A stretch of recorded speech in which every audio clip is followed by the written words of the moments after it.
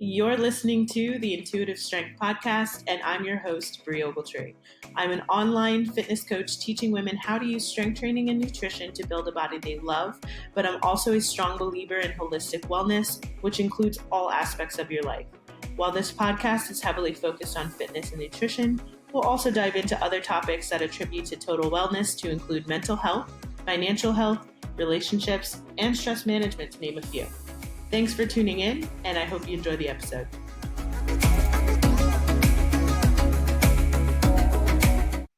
Hello, and welcome back to the Intuitive Strength Podcast. If you're new here, welcome. I hope you are having a fantastic week. It is Sunday currently, so I spent the weekend doing a paint project for my parents. So I am currently repainting pretty much the entire house for them. I just started my project this weekend, and I didn't get very far. I got the hallway done, and I still have to go back and do touch-ups, which is fine. I actually enjoy painting. It's very cathartic for me and very relaxing. So I listen to my podcasts and things when I'm painting. So I do enjoy it. It is time consuming. But yeah, that's how I spent my weekend. I hope you are having a fabulous weekend and you're doing something fun. This week, we are going to talk about how to create your most effective workouts yet. So this is pretty much the rundown of how I program my workouts for my Thrive clients, for my private clients, that I've tested over the years, that I've gone through myself. And the setup that I'm about to teach you is really how I've, created my own personal transformation over the last 10 years, but it is how I help my clients get results too. So definitely tune in if you are kind of lost when it comes to figuring out the gym, or you're just looking for a more efficient way to work out. Maybe you are going to the gym right now, but you don't really have a game plan. This episode is definitely for you. If you are brand new to working out and you're like, I don't even know where to start, this episode is definitely for you as well. And what I will say before I get into the actual meat of the episode is I do have a free workout template that lays all of this out for you in pretty good detail. It's a simple template, but it's everything that I'm going to talk about today. Just think of this as like your more in-depth, detailed guide to that template, but you can grab that template at train.brieogletree.com/lift. It's completely free. You just put your name and email in, and I'll send that right over to you. If you want to pause this episode real quick and just go grab it, I think just having the visual of like everything laid out may be helpful to you if you're more of like a visual learner like I am. But I'm pretty much going to be running through that template, why things are the way they are, and why I program the way I program and what makes it the most effective. So definitely grab that if you're interested in having a visual example as we go through the episode. Also, if you have not yet, be sure to subscribe to the channel wherever you're listening or watching the video. I post on YouTube, I post on Spotify, as well as all of the podcasting apps that are available, the popular ones anyway. Make sure that you are subscribed so that you do not miss an episode. And if you find this helpful and you think there's someone out there, a friend, a family member who could benefit from hearing this information, definitely be sure to send this episode to them as well. Okay, so the topic today, how to create the most effective workouts yet. I created this template specifically because a lot of the feedback that I've received from people just talking about working out and getting in shape and things over the years is they're not sure what to do or where to start.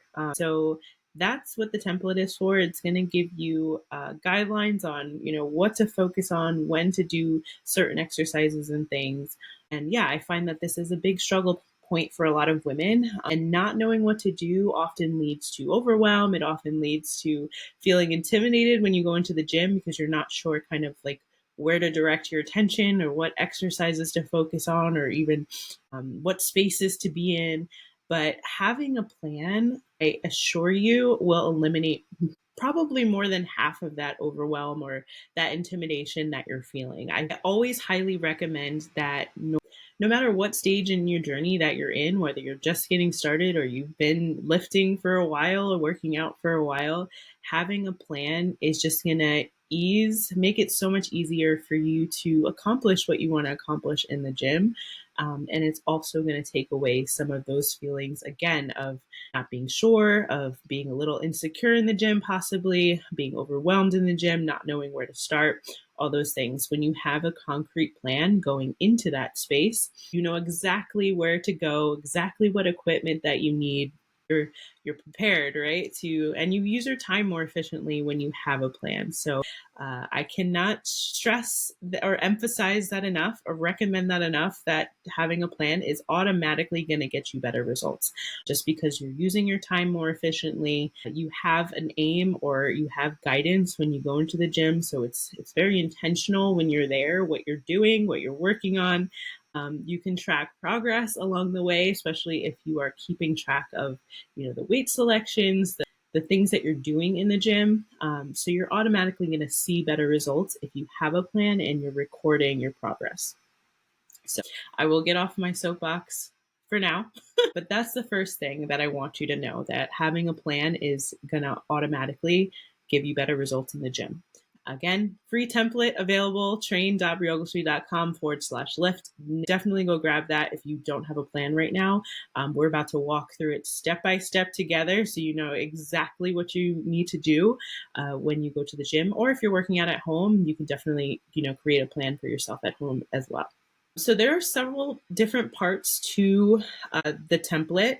Just as a quick overview, there is at the top, if I can remember, I don't have it right in front of me, but there is like a few prompts for like what your goals actually are. So if you have like a fat loss goal, if you're just trying to get stronger, if you're trying to put on muscle mass, there's some guidance on there in terms of like reps and sets and things, as well as with conditioning as well. So make sure that you go over that and just kind of like know what your focus is going to be for this training template to help direct your training a little bit more.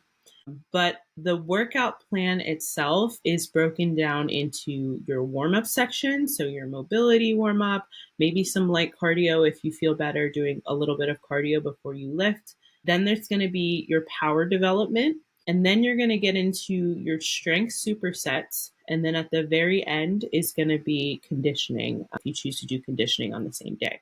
So that's kind of the overview of what we're going to go over, but I'm going to break it down section by section for you, why we want to be doing these types of exercises and why we want to be doing them in this order, so that you can kind of understand why this is probably the most effective way to structure your workouts. So overall, and with that overview, obviously the focus is strength training. Strength training is the focus of my entire platform. My whole mission in life is to get women to lift heavier, to lift weights, right, regularly. And the reason for that is because we see the results that we want to see when we strength train. And there's so many health benefits as well to lifting weights. You see improved immunity, your women see better pregnancies, women are suffering less from things like osteoporosis or osteopenia as they get older and reach menopause age or perimenopause. We see improvements in mood, in our mental health as well. There's so many benefits to strength training.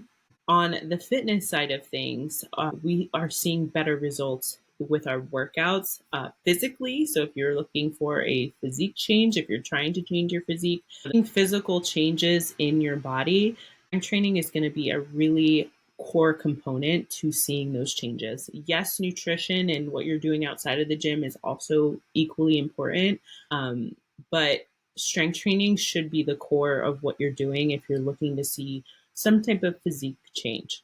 Okay. So getting into the actual template, the first piece is going to be your warm-up piece.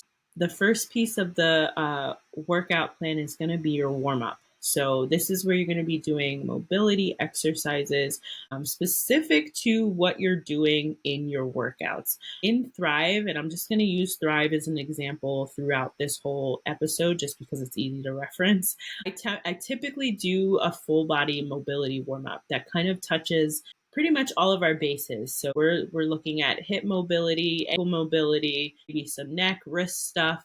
If we're squatting that day, you'll probably see some type of squat focus mobility exercise. If we're doing a deadlift that day, you'll probably see more of like a hinge type mobility warm up exercise in there.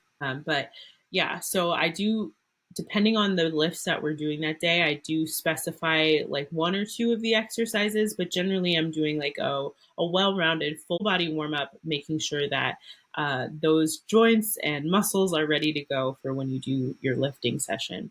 Some people like to do light cardio in their warm up, maybe like 5 to 10 minutes on the treadmill, maybe a nice brisk walk or even jog to just warm their body up. It really is going to depend on you and what and how you feel best warming up. Light cardio is an option. You don't have to do it, but I highly, definitely recommend doing mobility exercises before you get into your lifting sessions. It's just a way of letting your body know, hey, I am about to do some physical activity here, a little strenuous. Just get ready to go. Just kind of, warms your muscles up. Obviously, it's going to increase your core body temperature. Just get your body primed for exercise. So I do not recommend skipping a warm up. Do not ever skip a warm up. Skipping a warm up can lead to injury. It can lead to a suboptimal training session. It can lead to poor recovery on the back end. So if you are short on time, I would highly recommend that you get at least a few exercises in on the warm up before you get to your lift sessions. I believe on the template there is guidance on what to do if you're short on time. So if you don't have 45 minutes to an hour to get in a workout session, it's pretty much like what to do in 10 minutes, 20 minutes, 30 minutes sort of thing. I'm pretty sure it's on the template.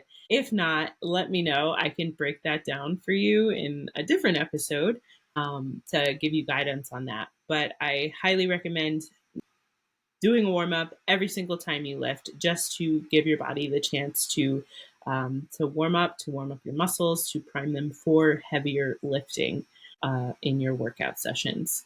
Okay. So like I said, in Thrive, we do more of a well-rounded full body warm up session. Pretty much all Thrive workouts are full body. So I just make sure to hit all of our bases and then focus specifically on an exercise or two that is specifically going to help you out in that workout. So I highly recommend that you do that as well. The next session is going to be power development. Now, power development can be many different things, but the whole purpose of power development is, I like to think of this, and I've been taught this in my career, as more of an extension to your warm up. So you are priming your central nervous system for more exercise, for more rigorous exercise. So this is really going to fire up those neurons, those electrical connections in your body. It's going to have your brain talk to your muscles more efficiently, right? So you can think of it that way. It's just an extension of what you did in your warm up. You're just waking your muscles up even more. And it also is going to help, again, with power. So if you are an athlete, for example, if you play, let's say, soccer or flag football or something like that, it's just going to make you more of an explosive athlete. You might train some type of agility or coordination in this piece of the workout. It really just depends on what your goals are. In Thrive, we kind of do a variety of different things. So you might see something like an Olympic lift or a variation of an Olympic lift. We might do it with like a kettlebell or dumbbell. So we might do like a dumbbell clean, a kettlebell clean, something like that. You might also see something like medicine ball work. So medicine ball slams or lateral tosses against a wall. But the whole premise behind power development is, again, to prime your nervous system for those heavier lifts, and also make you a better mover overall, make you a more explosive mover. We are developing our power here. Another application for power development I always like to think of, and I'm not sure why my mind goes here all the time, but because I'm 33 years old, but I think about getting older and like falls, for example. training power is a great way to prevent things like slips and falls. It doesn't even have to be when you're older. It could be if there's ice on the ground, for example, and you go and you do have a little slip, you start sliding on the ice, right? How quickly can you recover from that slip? So that's a good example to think about when it comes to developing power as well. Someone who develops power, for example, may be able to react better to something like slipping on ice than someone who has not. So just real world application, something to think about when it comes to power development. But we can train power development in the upper body. We can train power development in lower body. Other than cleans and snatches and things, you can, again, medicine ball work is a great way to train power. Kettlebell swings are another way to train power, mostly lower body. You can do things like vertical jumps, box jumps. In terms of upper body, you can do a medicine ball chest pass, or you can do a TRX power pull, just listing exercises. There's a lot of different things you can do, but the whole premise of this is to prime the nervous system. In Thrive, we do, again, a variety of things just to get to cover all our bases and just become well-rounded movers, better movers, and develop power in all aspects. So upper body, lower body, total body, things like that. When I do pick power development exercises, I do try to think about what we're doing in the workout. How is this exercise going to help me with the lifts that we're doing in the workout? Because again, this is an extension of our warm up. We're priming our central nervous system, getting our muscles fired up and ready to go, so they fire more efficiently when we're lifting heavy things. So that is something that I consider. But again, we do a well-rounded variety of exercises when it comes to power development. Okay, so that's your second section. On the template as well, there's examples of all of these different sections and different exercises that you can choose.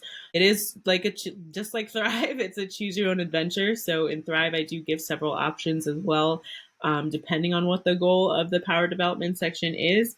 So for example, if I program a box squat, you might also see just like a squat jump, or a seated, you start seated and then you jump up from there, or just an explosive sit to stand if you don't want to do high intensity or high impact.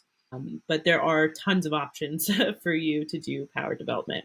If you are short on time, this is usually a section that you could probably skip and be okay. So I would recommend whatever lifts that you do for the day that you are getting in some warm-up sets there, just to make sure that you are warm enough to lift some heavier weights. Okay? So after power development is going to come your strength supersets. So in Thrive, we do 3 of these. So there's 3 different supersets, and supersets are just exercises that you do. It's 2 exercises that you do back to back. So you'll do one exercise and go right to the next exercise before you rest. So very minimal rest in between exercises. And you can do same muscle group exercises, or you can do different muscle group exercises. You can also program more like prehab type stuff with these supersets as well. It really depends on what your goal is for the session, right? If you are if you're going for strength, right, and you want to focus most of your energy and attention to whatever that lift is, say you're squatting, for example, you may want to go light on that second superset exercise, or you may want to do more of like a mobility or prehab exercise, depending on what your goal is, right? It really depends on what your goal is. But there's really no wrong answer here. It just, again, it depends on what your goal is. So in Thrive, we do a variety of different things here. Most of the time I'm programming upper and lower body because it gives the other muscle group a little bit more time to recover, especially if it's like a compound lift and it's very fatiguing. But again, we do a variety of things within Thrive. The reason we do supersets is for number one, time efficiency. So because you're jumping back to back with exercises, it's eliminating a little bit of time with your rest periods. So it's condensing the workout session a little bit shorter. So if time is an issue, or if it's, something that you're worried about, doing supersets can be a great way to eliminate or to condense your workout time, and give you a little bit of a faster workout and still an effective workout too. It also eliminates like waiting in between sets, those long rest periods, as especially if you go like an upper body to a lower body exercise, it's pretty easy to really jump from one exercise to the next. So you're eliminating the amount of time that you're resting. Some people get antsy during rest periods. They don't want to rest very long. So this can be a way to mentally, get through your workout a little bit more efficiently. And then again, like I said, you could do same muscle groups. You can do different muscle groups, upper body, lower body, or, upper body, lower body. It really depends on what your goals are. Usually with the strength supersets, I do the first superset is usually the most fatiguing exercise, which is more than likely going to be a compound lift. So in Thrive, for example, you'll have your squats. So if we're squatting that day, your squats are always going to be first because it's the most fatiguing exercise. You're using multiple muscle groups. It's really a total body exercise. So I always make sure to put that first, so that we can get that over with and then worry about, the isolation exercises and things, or the exercises that you're not necessarily going as heavy, or that are just less fatiguing overall. I do those after that fatiguing set, if that makes sense. So I usually program compound exercises first, just for a fatigue factor. So we don't want to be doing tons of isolation exercises and then trying to squat, for example, because it's just going to make your squat strength less efficient. It's going to make your squat performance less efficient. Yeah. Again, it all is going to depend on your goals, but I find that you're going to get the most out of your workouts when, from a strength perspective, from a results perspective, from a performance perspective, you're going to get better results out of your workouts if you do those more fatiguing exercises first. So that first superset is usually the most fatiguing exercise, which is usually a compound lift. So a squat, bench, deadlift, pull-ups are always programmed first. I think the second superset in the way I program, so in Thrive, or if you're following along on the template, is usually accessory exercises. So they're going to have at least one accessory exercise to support your compound lift in that first superset. And then usually some variation of upper lower body. So it's going to be like an upper and lower body exercise. The final superset that is programmed is usually going to be isolation and core exercises. Now, again, I save them for the end for the reason that I just explained. Your compound exercises are going to be the most fatiguing exercises. So we want to do those first so that we get the best performance in those exercises and then worry about those isolation exercises next. Because in isolation exercises, you're really focused on one, maybe two muscle groups max. They're going to be a lot less fatiguing than a compound exercise. Your core is important as well. You're probably training your core a little bit in those compound lifts at the beginning, but we save more focused core work towards the end because core can usually take a lot of volume. So again, we just want to save those to the end because it's the compound lifts that are going to be the most fatiguing. So here is where you can get a little bit creative, and you can get a little bit more focused. So if you are looking to grow your glutes or build your glutes, you can focus more on glute training in those isolation exercises. If you want to build your shoulders or build your biceps, for example, you could focus on those exercises here. When it comes to core training, we want to make sure that we're doing a well-rounded core training program. So we're not just doing crunches and sit-ups, right?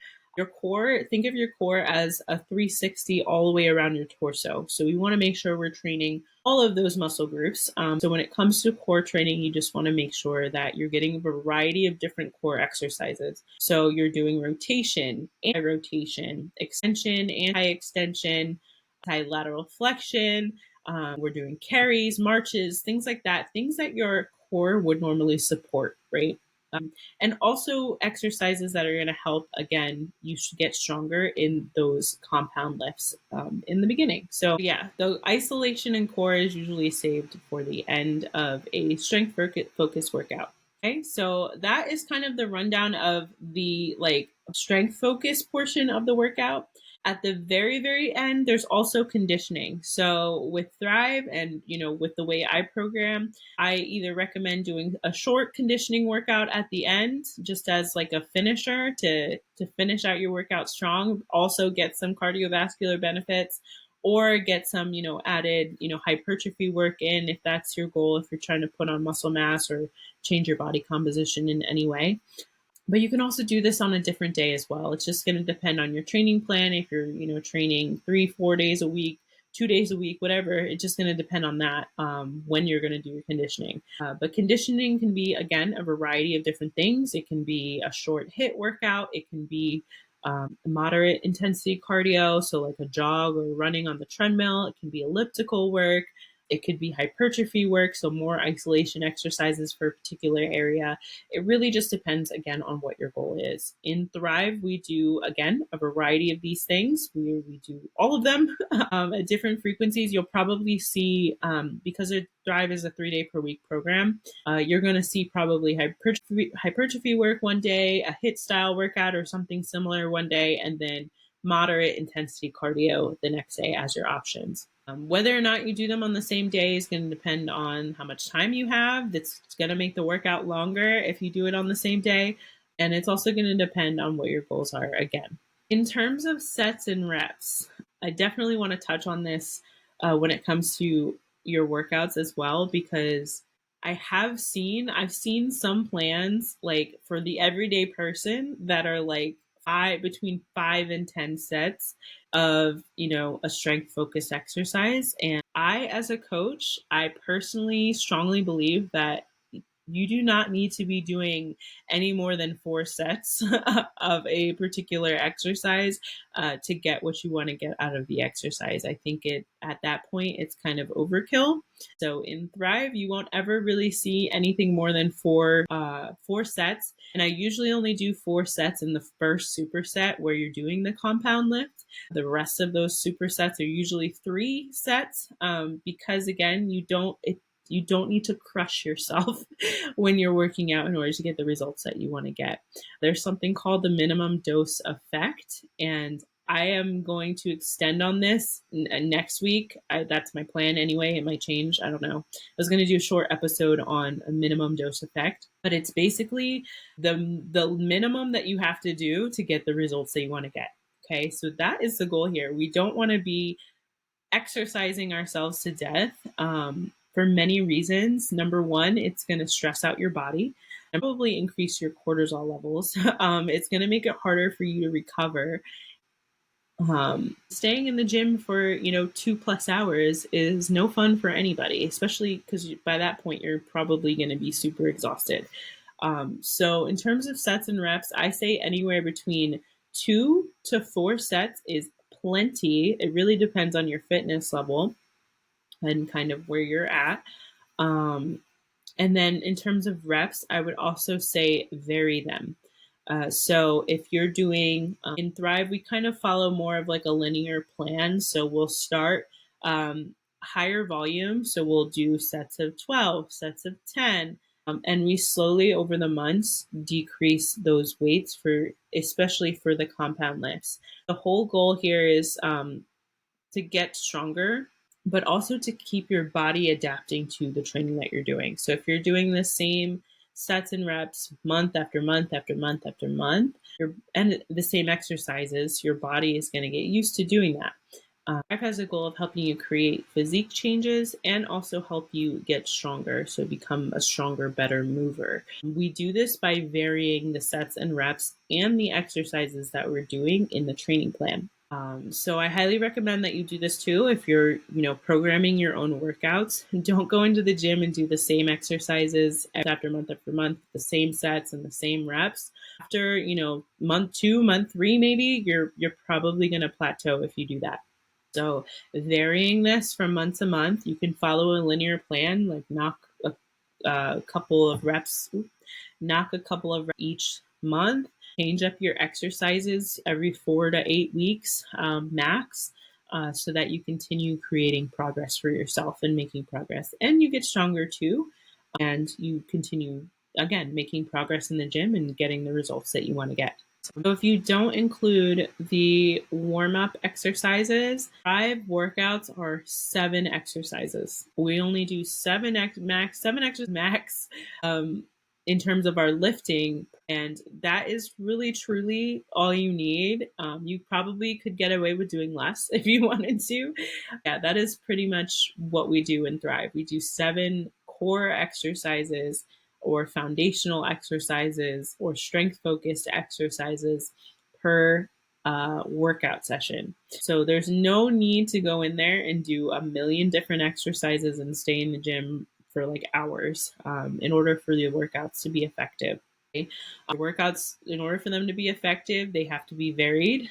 They have to be the right amount of volume and weight selection. So we didn't go over weight selection. So you want to make sure that you're choosing exercises that are or weights that are challenging for you. They're challenging, but they're doable. So you get to the end of your set and you could maybe do 1 or 2 more reps if you wanted to. But just make sure that your weight selections are challenging. If it's an exercise where you're holding a position, like an isometric exercise where you're holding a position for a certain amount of time, make sure that amount of time is challenging for you, but doable. And be really honest with yourself here, because this is where your progress is made, right? We want to make sure that our workouts are challenging, but we also want to make sure that they're doable and that we're able to recover from them too. That's important too. And that's a piece that I feel like a lot of people leave out or don't think about. We want to make sure that we recover well from those sessions so that we can continue showing up for those subsequent sessions. So yeah, so hopefully this wasn't all over the place. I feel like sometimes I talk in circles, but I'm just going to summarize real quick for you. So the first piece is the warm up. So make sure you're getting in a good mobility warm up that is specific or somewhat specific to the lifts that you're going to be doing that day. If you want to do light cardio, that's an option as well. I personally don't do light cardio before I start my lifts, but I do always make sure that I get in a mobility workout, even if I'm only doing like a 20-minute session, right? The next thing that you want to focus on is power development. So this is an extension of your warm-up. It's going to prime your central nervous system, turn on your muscles, if you will, and yeah, just get you ready for your lifts. This is also a great place to do more technical work. So if you're into Olympic lifting, like snatch and clean and jerk, this is the perfect time to do that. You're going to train power, but it's also it's very fatiguing on the nervous system. So you definitely want to make sure that you're doing that first. The next section is going to be your strength supersets. Again, your supersets are going to help with time efficiency. It's going to eliminate some of that wait time in between sets. You can do same muscle groups. You can do different muscle groups, upper body, lower body. You can do a compound lift and more of like a prehab exercise or a mobility exercise. And just depends on your goals. That first superset is going to be what I recommend is that first superset be a compound lift. Again, those are the most fatiguing exercises. So squat, bench, deadlift, pull-ups, things like that. I highly recommend putting in that first superset. Your next superset is going to be a supporting exercise for whatever your compound lift was that day, and then probably some other exercise. One thing that I didn't mention was putting in single leg exercises too. So you have, your squat, your hinge, your upper body pull, upper body push, and core. But making sure we're doing single leg, single arm variations. That second superset is a great place to put some single leg, single arm variations of those exercises. And then your last superset is going to be isolation exercises and core exercises. Again, isolation exercises, you're focused usually on one muscle group, glutes, shoulders, biceps, triceps, things like that. That is where you want to put, if you want to put an emphasis in a certain area, that's where I would put that towards the end. Core, just making sure you're getting a well-rounded core program, that 360 training your entire torso, right?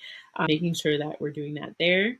And then conditioning at the very end. And again, that's going to depend on your goals. In Thrive, we do a well-rounded approach to this. So you're going to see hypertrophy work, you're going to see HIIT workouts, you're going to see some just basic cardio stuff.